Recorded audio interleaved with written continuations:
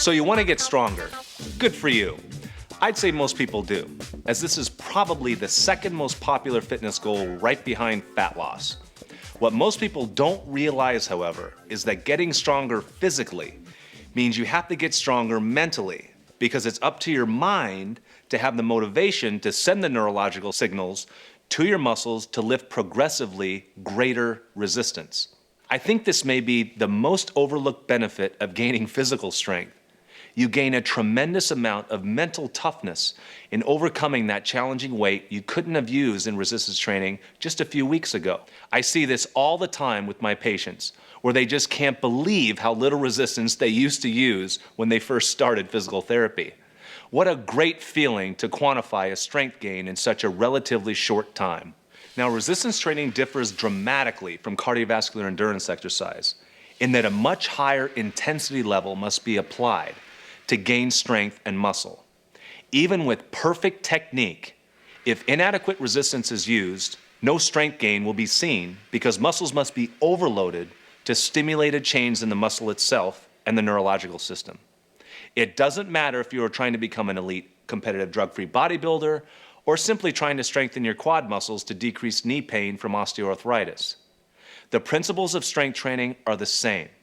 That is, your intensity level is the governing factor in whether or not you're going to gain strength.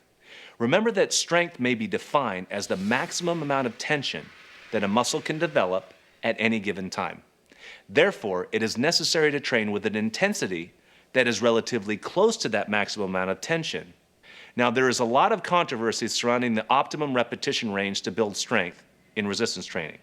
When you factor in the personal beliefs of some of the elite drug-free powerlifters and bodybuilders, the issue becomes even more complicated because these personal beliefs often conflict with research studies and scientific data.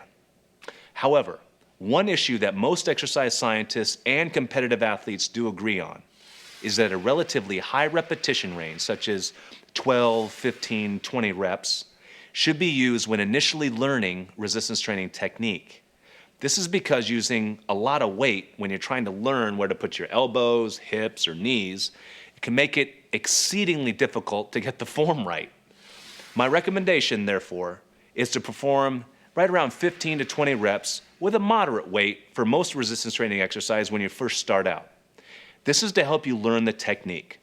Then you increase the weight so that you are still doing 10, 15, 20 reps, but your intensity level rises to 80 to 90% of your maximum ability.